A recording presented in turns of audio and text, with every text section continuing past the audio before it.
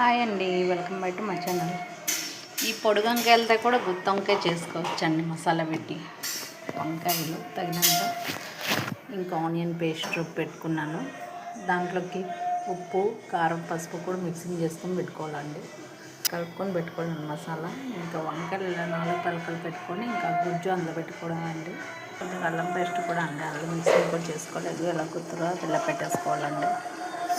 Oil వేసుకొని oil ఎట్టుకెట్టి ఇంకా మనం అల్లం పేస్ట్ ఉంది కదా, కొద్దిగా అల్లం పేస్ట్ మసాలాలు కూడా ఇంకా ఆనియన్ పేస్ట్ కూడా వేసుకోవాలండి. కొద్దిగా కరివేపాకు కూడా వేసుకోండి. కొంచెం లైట్గా వేగనియాక గుర్తుంది కదా, గుర్తుంది వేసుకోండి. ఇంక ఇలా వేసుకున్నాక కొద్దిగా కొత్తిమీర వేసుకొని ఇంకా కలుపుకోవాలండి. నిదానంగా ముప్పై షేడకు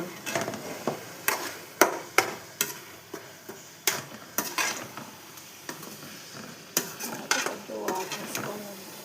కొంచెం బాగా మగ్గనియాక అప్పుడు లైట్గా కొంచెం వాటర్ వేసుకున్న తర్వాత కొంచెం ధనియా పౌడర్ వేసుకొని ఇంకా కొంచెం వాటర్ వేసుకొని ఇంకా కొంచెం కొత్తిమీర వేసుకొని కలుపుకోవాలండి.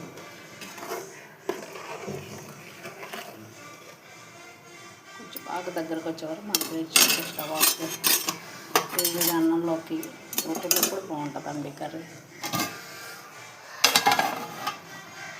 మసాలా గుత్తి వంకాయ కర్రీ రెడీ. వేడి అన్నంలో చూసారా ఎంత క్రిస్పీగా ఉందో. ఆ ఛానల్ ఫస్ట్ టైం చూస్తుంటే సపోర్ట్ చేయండి, ఫాలో చేయండి. మరికొంత వీడియోస్ వస్తాయి. ఈ ఇండ్లకి అంత తొందరగా చేసేసుకోవాలండి, వాళ్ళ లేట్ అయిపోయింది బాగా.